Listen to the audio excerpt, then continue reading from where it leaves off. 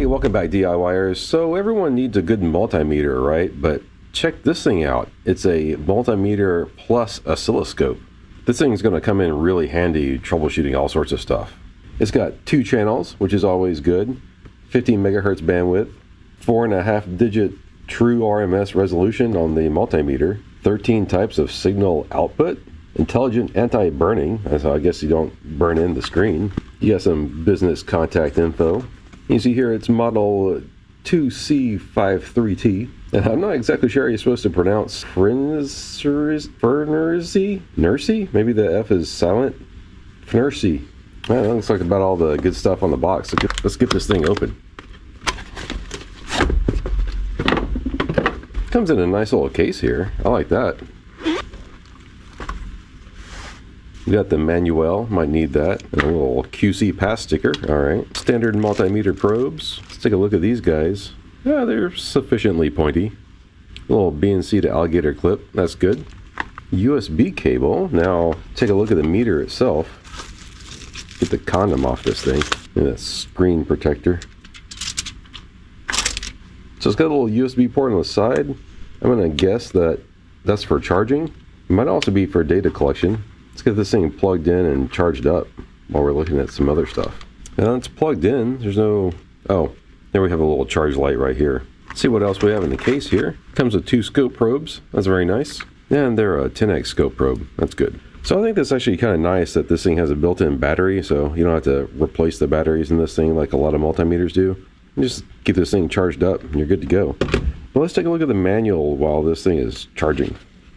The Fnirsi 2C53T is a versatile and highly practical 3-in-1 dual-channel digital oscilloscope launched by Fnirsi, designed for professionals in the maintenance and research industries. This device combines the functionalities of an oscilloscope, a multimeter, and a signal generator. The oscilloscope uses FPGA MCU ADC hardware architecture, featuring 250 millisecond sampling rate, a 50 megahertz analog bandwidth, and an integrated high voltage protection module that supports peak voltage measurements up to 400 volts. That's got to be when it's on 10x though. That's why it's important to have probes that are both 1x and 10x, because that 10x attenuation lets you to read higher voltages. Probably on 1x it's only 40 volts.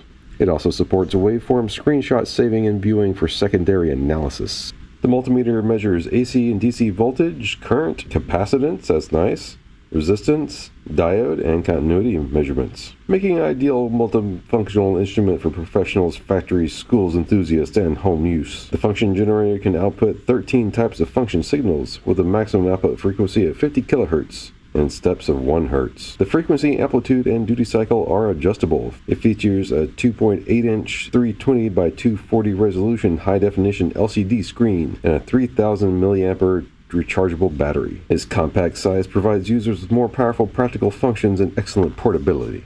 Have some more specs about the meter here and some examples on button operation. Here we have some of the oscilloscope details. It's dual channel, 250 millisecond sample rate, 50 megahertz bandwidth. The storage depth is 1 kilopoint. The time base goes as low as 10 nanoseconds. That's nice. And you have your standard trigger modes. That's nice too. It says it has 8 basic operations and FFT. That's kind of interesting. Goes over some of the signal generator functions. This is kind of interesting. Apparently you can download firmware upgrades in case they make some improvements on this guy. So this thing's been charging for about 15 minutes now and the light's still red, but let's give it a power on and see where we're at with the battery. Yep, I'm going to select English here. Wow, that boot up was really fast. And as soon as you power it on, it goes into a little menu selection, so you pick what function of this guy you want to use. Now, I'm sure y'all already know how essential a multimeter is to automotive testing. You can test for voltages and the voltage drop across loads and test circuit integrity, things like that. But you're probably wondering what good an oscilloscope is. But with an oscilloscope, you can really peer into the inner workings of things. It's actually kind of crazy. Like, for example, on a fuel injector, you can literally see when the pintle moves inside the solenoid. And the same thing goes for VVT actuators. And you can take a look at the ignition spark and see how healthy it is, and even sometimes determine whether a misfire is caused by fuel or ignition. You can even do a compression test by measuring the amperage of the starter while it's cranking over. It's really kind of cool stuff.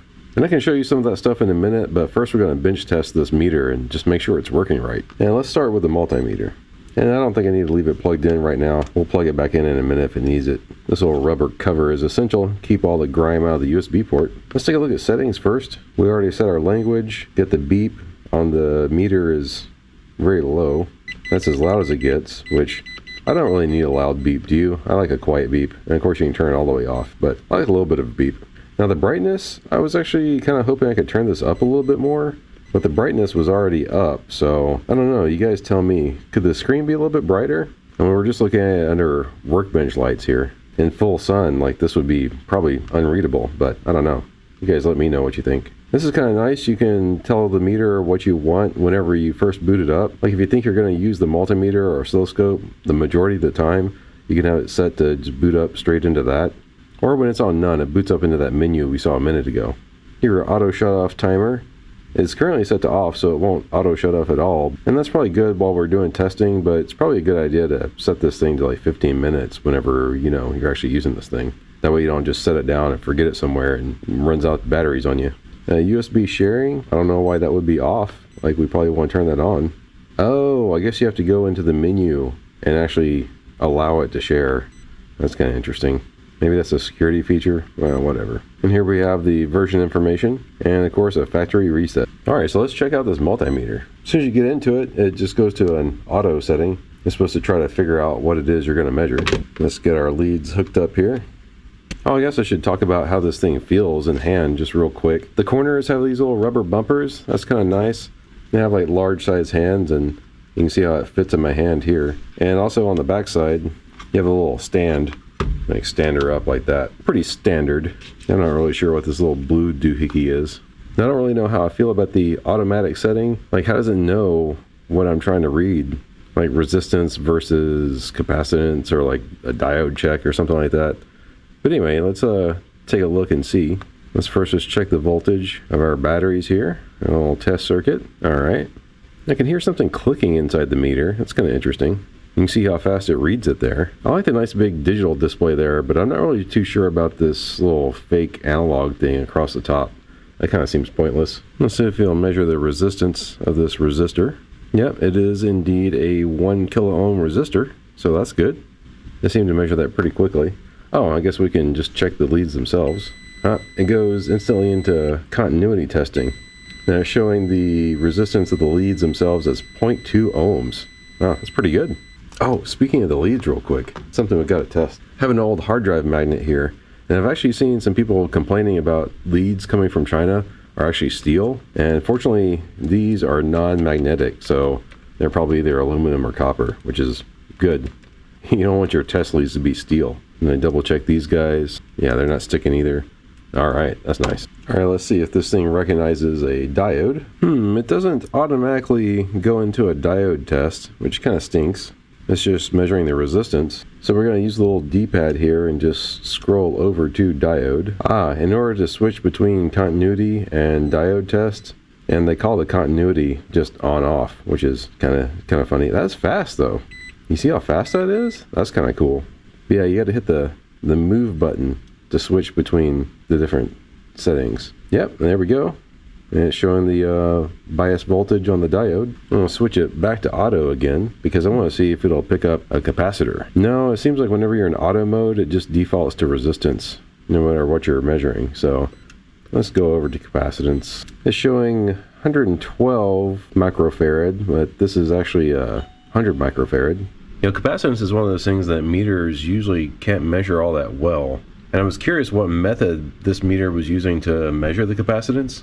So I got it hooked up to my real scope here, and you can see it's outputting a sawtooth wave at about 3.6 kilohertz. And it uses that signal to measure the capacitance. And I don't see anywhere in here to change what frequency the signal is to measure the capacitance. And that kind of matters because different capacitors will have different responses with different frequency. Like a real LCR meter, you'll be able to set some standardized frequencies in. So I don't know, it's kind of rough measurement, but that's still better than most multimeters. Most multimeters use some other method that isn't as good. Just see if we can measure the current going through this circuit here. And I hope you guys can see the little LED like coming on here. All right, we're reading 0.557 milliamps, and that's about what's expected. Oh, and I just noticed something really cool right here. It actually shows you your min, max, and mean. So it has like some storage feature too. That's pretty cool. You have to have a certain function selected in order to get your min and max, but once you select that, it shows up like in your voltage and your resistance and all the others too. All right, let's measure something with a little bit more current. Took it out of the milliamp slot and put it over in the 10 amp slot. And if you try to measure something more than 10 amps to this meter, it's going to blow the internal fuse. But I got a power supply hooked up to this little motor right here. And there we go. Now you can see the little motor moving there.